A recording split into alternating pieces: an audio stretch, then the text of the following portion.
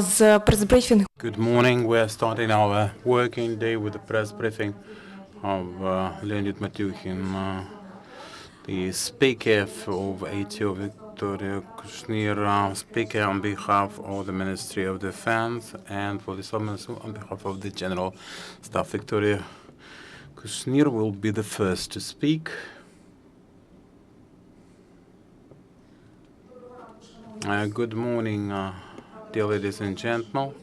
I'm glad to see you at our briefing on the state visit of the President of Ukraine to Republic of Poland, Stepan Poltorak, and the General Minister of Defense visited Lublin and place of deployment Ukrainian, Polish, Lithuanian brigades, military vehicles and means of communications, and he acquainted himself with the command and control capabilities of the member countries. Participation in joint brigade will allow for better professional Ukrainian military officers and improvement of standards of the leading countries of the world. According to the plan, the brigade start full-fledged functioning in the first half of 2015. As of 19th of December, under the Action Support Ukraine Army, the Armed Forces of Ukraine received from citizens more than 152 million hryvnias. 140 million hryvnias money transfers for logistics. The rest is for the medical equipment and also procurement of personal equipment. As of today, 43,000 sleeping bags were received, 50,000 pairs of footwear, and 3,000 pairs of winter extreme weather footwear, and 9,000 helmets, bulletproof helmets, and they received 10,708 Kevlar helmets, 89,000 high boots, and that includes 42,000 of extreme weather boots, 48,000 summer, and 60,000 warm field. Overall, 40,000 field trousers, 40,000 caps, and 90,000 packs of underwear, 250,000 pairs of socks, and 30,000 pairs of gloves. The amount received exceeds 12 million hryvnias, and that 85,000 infusion solutions and artificial blood, 40,000 packs of antibiotic, 55,000 packs of painkillers. In addition to that, civic organizations and volunteers gave to the medical service of the armed forces property at 81 million hryvnias. Also, the Ministry of Defense purchased with the budgetary funds more than 34,000 million drugs and hryvnias of drugs and medical equipment at 15 million for prevention and cure of viral diseases. The Ministry of Defense purchased for military units 600,000 hryvnias of antivirus drugs and 364,000 vaccines, and for flu prevention. 274 military officers, 18 of them in their condition, undergoing inpatient treatment, 23 of them abroad, 7 in Germany, 4 in Israel, 3 in the US, Latvia and Lithuania, also Italy and Estonia and the UK, each. In the Ministry of Defense of Ukraine, the work is continuous to increase social protection of military officers and their families members. 3,283 military officers received the ATO fighter status. In addition to that, Ministry of Defense prepared and transferred for review of the Interagency Commission documents for 4,574 military officers in difficult conditions of funding. The housing problem is being solved according to the schedule. In 2014, the Ministry of Defense will receive 615 flats, 20% of which, according to the Ministry of Defense, belong to reserves for the warriors who perished in the warfare in ATO zone. Yesterday, the Ministry of Defense of Ukraine received 10 new flats under the investment contracts in Belgorod-Dniprovsky, Odessa Oblast.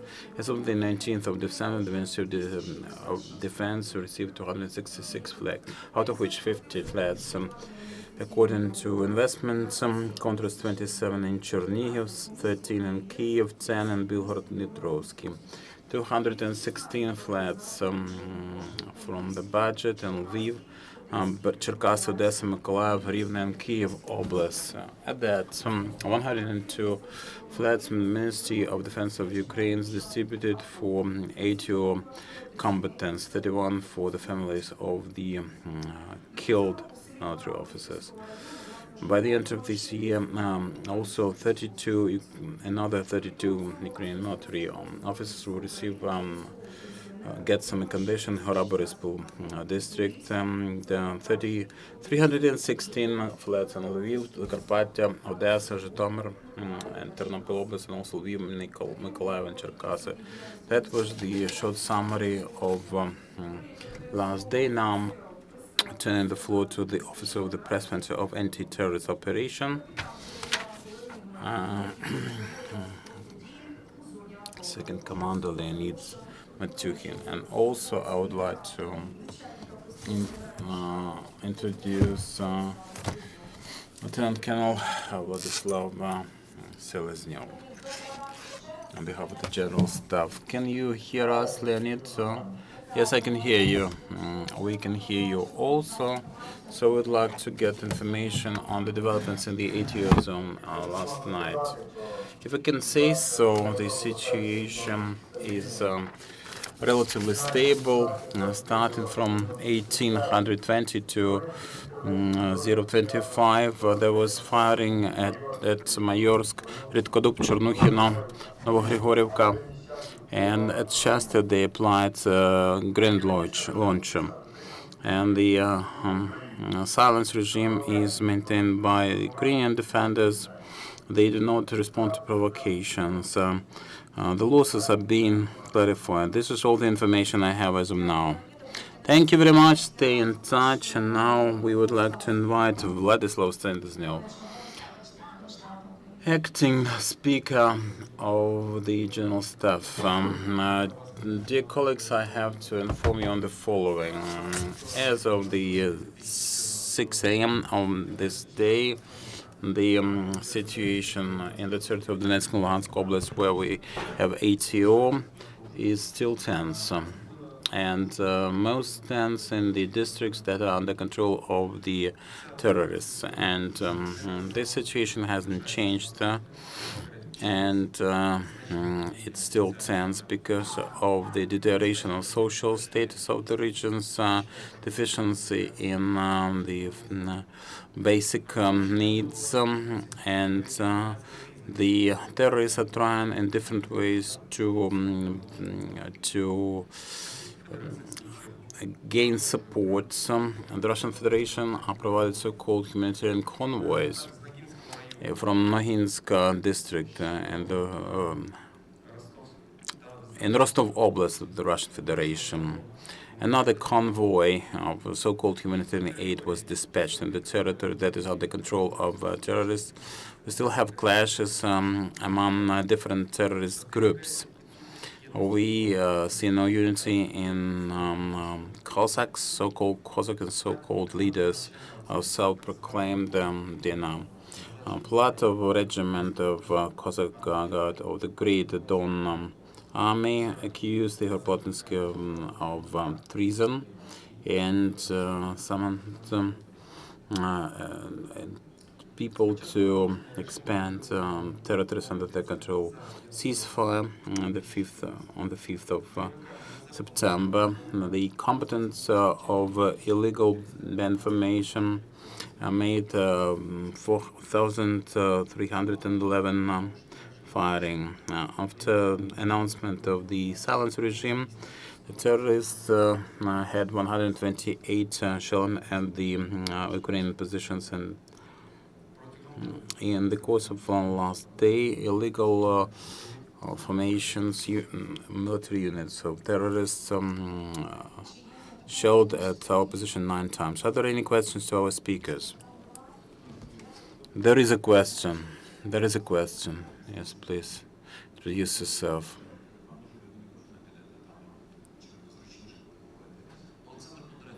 Alexander Bondarenko from Ukraine TV channel. You mentioned that about 3,000 military officers of the Ukrainian officers have gained the status of the ATO combatant and their documents for another 4,000. Why so few? 7,000? Is that the number of people who actually participated? No, we have a procedure, and they are reviewing the documents, and of course, we will provide the status for a larger number. We are just responsible for the armed forces of Ukraine. The three speakers of the armed forces. And what may we expect as the final number of such ATO combatants with the status?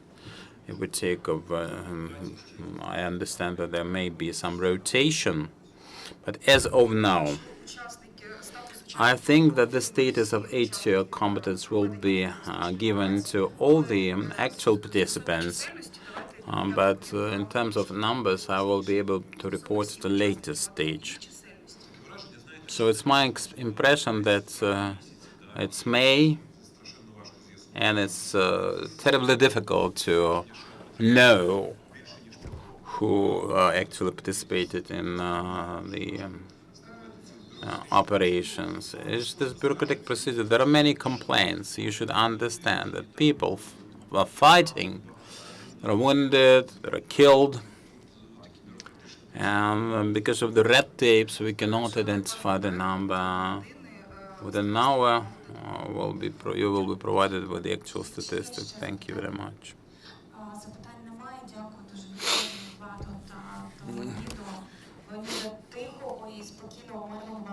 Have a peaceful day, Leonid. No peace. So with the Saint Nicholas Day, according to the